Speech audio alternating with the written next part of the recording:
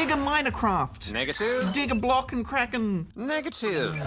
Oh, I feel a disturbance in my code. There must be a hacker nearby. Oh no, Darren, that's just Goose and I because we've been playing hack and slash. Well, promise me you won't change my code. Oh, Darren, we'd never do that. We're just here to hack the planet! That's the planet!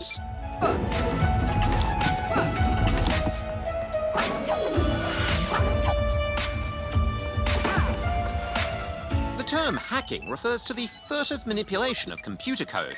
The game Hack and Slash was originally conceptualized in 2012 during a game development challenge held internally at Double Fine Studios. After the 2-week event, the public voted on which game concepts they'd like to be turned into real games. Hack and Slash was one of the chosen few. That's right, Darren, and the result is an action-adventure in the same vein as the top-down Zelda games. You're introduced to the young female protagonist when she falls from the sky and lands in a cavernous cell. And from there, the adventure begins. And despite this abrupt tumble, you're not entirely unequipped. You have your trusty USB sword, which allows you to hack into anything with a USB port. Affirmative. Doors, obstacles, and even your enemies are at the mercy of your elite hacking skills.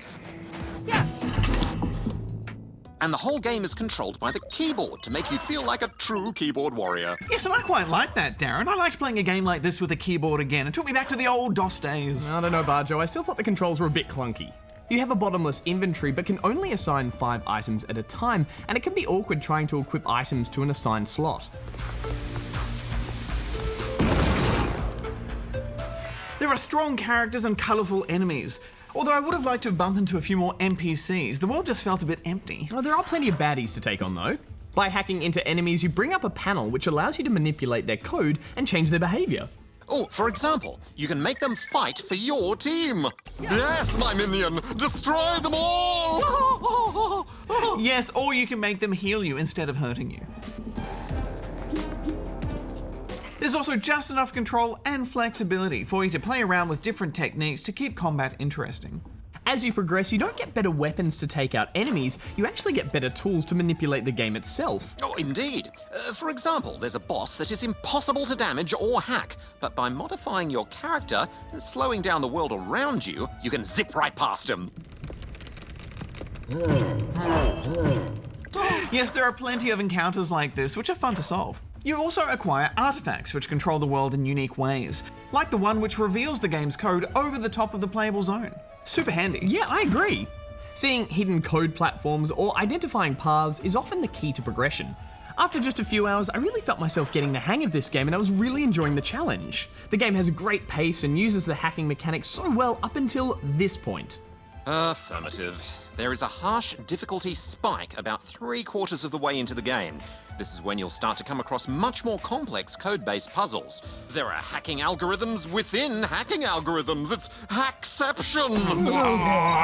Oh man, those ones made my head hurt. Yeah. Essentially, you're seeing the code for a particular item, and you need to find the key piece of data to change. The problem is, if you're unfamiliar with reading code, the game does a terrible job at explaining it to you. Yeah, tell me about it. And it's just such a shame because prior to this, the game has focused heavily on fun and flexibility with those hacking elements, but from this point on, it just becomes infuriatingly difficult. Even I had to access some online guides to help me progress. But once you get to the stage where you're effectively cheating to win, the magic is lost. Overall, this is very difficult to finish, but I had a pretty good time, so I'm going to give it 7. Yeah, I wish they had made that endgame a little more accessible, but it's a really original idea for a game, so I'm giving it 7.5. All right, you two, now it's time for my Darren report. Make way! Hi, Darren. Do you think we could hack Darren? Hack Darren? I don't Yeah. know, he's got some pretty intense code going It'd on. be old code as well, like really old stuff.